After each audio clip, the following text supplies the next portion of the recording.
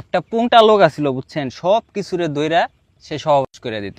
ভালো হয়ে যাও মাসুদ। মানে দুনিয়ার এমন কোনো জিনিস নাই, পিঁপড়া থেকে শুরু করে হাতি পর্যন্ত সে সব কিছুরে দইরা লাগাইতো। এখন ওই পুংটা লোকটা হুট করে একদিন ভালো হয়ে গেছে। বলেন কি?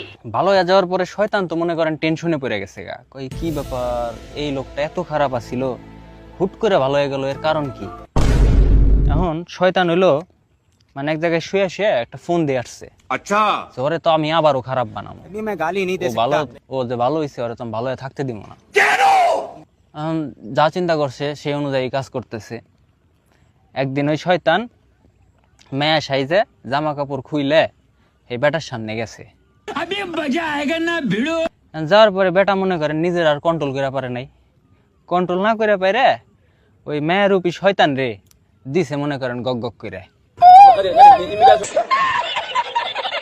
দেওয়ার পরে শয়তান তো মনে করেন সেই খুশি হয়েছে, খুশি হয়ে বেটারে কইতাছে, কয় আস্তে আস্তে কইতাছে, কয় দেখছাস তুই ভালো হয়েছিলি, তোর আমি ভালো থাকতে দিলাম না।